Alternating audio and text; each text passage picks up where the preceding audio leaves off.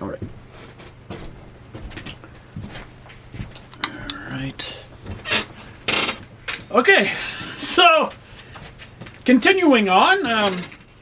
Well, this is the man from Chaunigan Lake, and I just don't know what episode I'm at now, 5 or 6 by now, something like that. So, two of my buddies here, they wanted to come and get petted on the head, you know. But I am thinking about sharing another, it's kind of like a story adventure. And what happened was, it began in late 2014, I believe, in the fall, in the summer, when David Jones came up to his cabin. One day he popped in at the lodge and he said, "Nick, look, I got a little thing over at the cabin. Maybe you can help me figure it out, what we can do." So basically, when I get out to his cabin, he says, "Well, look, at the back side of the cabin, these two bottom logs, they're kind of rotten. I think they got like eaten by carpenter ants or whatever. And so the cabin is kind of shifted." He says, "What do you think we can do about that?" And I thought, well, you know, you really have to replace those logs. But, yeah, he says, "But how can we do that?" Well, I said, normally, you know, they'd bring in a crane, they'd lift up the cabin, and they do it that way. But I said, just let me think about it over the winter, and I'll figure out something. So we kind of left it at that. And then over the winter, what happened was, it was early December. And I remember I heard chainsaws, and I said, who the devil is up here cutting with a chainsaw? So I went out to go see, and I came across a 3-man crew. So there was Evans, he was the foreman, the faller, and there was Rocky and Crazy Eddie. And they were basically bucking up the logs that Evans had dropped, and they were cutting them up into 16-foot sections. So I chatted with them for a bit, and they got a contract to cut all the dead trees that would fall into the road. So it was a forestry contract. Anyway, so I went back home. The next day I came back out, and they were still working at it, still doing that. And I talked to Evans, and I said to him, "Evans, what do you think? If I marked 4 trees, could you fall them for me?" And I said, "How much would that be?" And he said, "Yeah, not a problem." And then he said, "Well, you know, a case of beer each would be great." So I figured on like $35 each, so $105. Not a big thing out of my pocket. So I went back to the lodge, and, you know, I got the $105, and I gave them the money. He dropped 4 trees that I marked, and they dragged them behind their pickup truck to the fork in the road that led into Chaunigan Lake Lodge. And I had previously made a tiny little sled, not too wide, just that fit, you know, behind the quad or the snowmobile, whatever, that I used to haul logs. So I had this contraption out there behind the quad, and I swung around, and they helped me to get the front ends of these logs. So I actually had 3 trees, I believe, and not 4. And two were 24 feet long, and 1 was 32 feet long.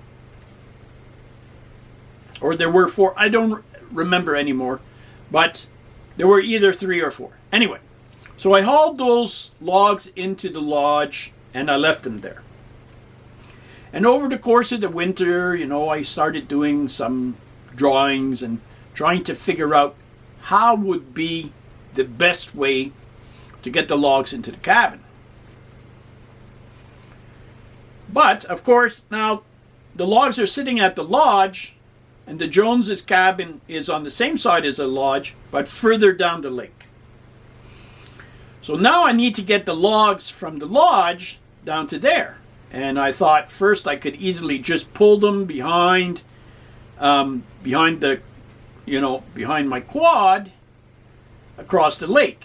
And first there was too much snow on the lake, and then I had to kind of wait, and it was coming close to February. And yeah, I think it's around the 16th of February, I had some friends would come up because Brian Browning had his birthday on the 16th of February.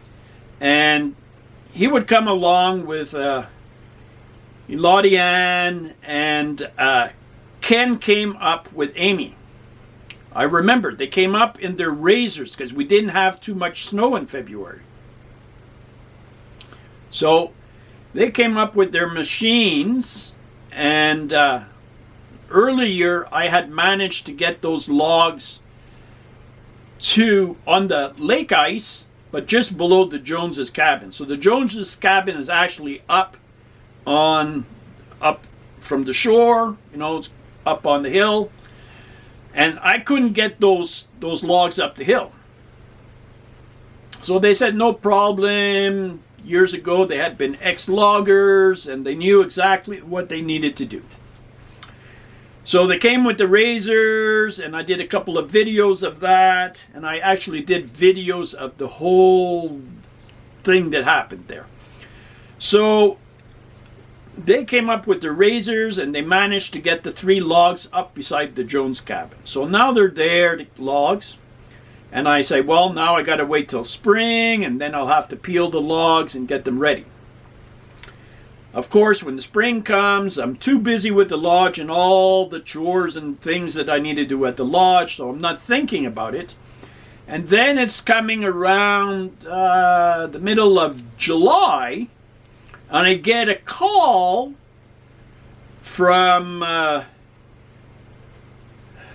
Sean Lee. He gives me a call. He says, "Oh, Nick, we're in Williams Lake." And I'm thinking, oh my God, I haven't peeled the logs yet. So of course, it's been raining for, 2 or 3 weeks, so the logs were really wet. Anyways, I went there with my chainsaw, and like in half an hour, I was able to peel the bark off of the 3 logs.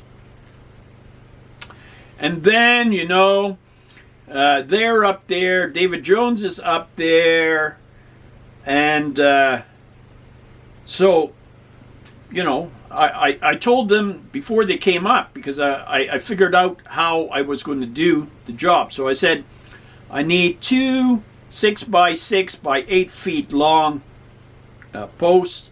I need 4 patio blocks, 1 foot by 1 foot, and we need 4 bottle jacks. Okay, so they came up and they brought that stuff for me, and I said, okay, so, we filmed the whole thing, and maybe later on I'll be showing some of those videos or little snippets of the videos so you can see exactly what happened. But so what happened was I cut 2 slots out of the second log up, and we put those 6x6 posts basically through the holes, and we put the bottle jacks on those. We used 2 of those patio blocks on the outside for each of the bottle jacks outside the house. And inside the house, I put these square panels that they had used at the lodge for when they used the backhoe attachment on the Bobcat. So I put that inside, and we put the jacks. Now I needed 4 people all at the same time to start pumping up on the bottle jacks. And the idea here was just to raise the cabin one inch higher, so we could get the logs out. But of course that was a little bit more tricky, and I needed to cut them out with the chainsaw. So I cut out the rotted logs with the chainsaw in 3 sections, and they came out relatively easy. And I noticed that in where the joints were, that luckily the cabin hadn't been spiked. So that saved a lot of work because I would have to use a sawzall and cut the spikes to get the logs out, the end parts. So now I bring behind the quad, we bring the first log into place, and then I see, I got to cut one whole length of the log has to be cut square so it fits up against the plywood floor. And I do that, and then I have to measure both ends, the corners, and I have to cut it so it fits right back in where the other one came out. And first we dug a little trench under where the log was going to go, and I said we should put lots of rocks in here so it doesn't happen again, right? It doesn't rot sitting in the soil, or the ants are right there and chewing on the logs. So we do that, we get the first log in, and it's in there, and now comes the time for the second log. And I'm thinking, oh, maybe I have to cut it in 3 parts and put it in, and then just put plugs in the holes. But then David Jones says to me, that would be a shame, he says, Nick. Let's see if we can take the jacks out, the beams out, and if the cabin holds, maybe we can just get the second log in. And of course I said, okay, let's try it. So I said, everybody on a jack, and we lowered slowly. In case something happens, we could jack it back up. But the cabin holds in place, which is excellent. So we get all that out of the way, and then we bring in the second log, and I'm looking at it, and I'm measuring, and I'm saying, oh my God, I think it's going to fit. And so I cut the corners, where it joins, and I put it in, and we got it in, and so I hand over the sledgehammer to Sean Lee, and I said, well, you have the honors of knocking it in. And he's pounding it, and it's going in, but then it starts to bounce. I said, okay, Sean, stop. I know exactly what I have to do. So I took the chainsaw, and I put the bar, and I just cut between the 2 logs, the second and the third log. I just did a little cut right along, and then the log just popped in and tight as a glove. So now I had the 2 logs in there tight as a glove, happy. It took us a couple of days to do this. It's done. And then David Jones comes with his checkbook, and he says, look, just write whatever you want in here, and this and that. And I said, well, I did discuss with you earlier that I was going to do the job for a GoPro camera. And he said, oh, yeah, we sort of forgot about the camera. So I said, okay, not a problem. The next time you come up or whatever, you can send it to me or whatever.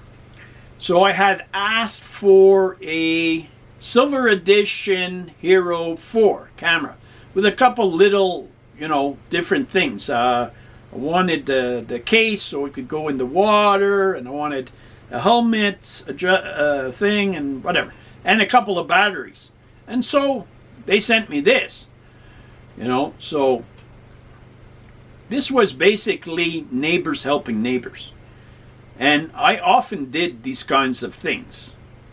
Another story that I might tell later is the way how we rescued Dr. John's truck from where it had slid off the road.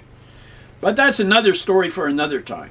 So I'd like to thank you for coming here to my YouTube channel and watching and listening to another story. And hope that you're sharing these stories with other people, other friends and family, and just, liking my page, liking my channel, and, I'm very thankful and appreciative that you're doing this. So thanks again, and keep watching.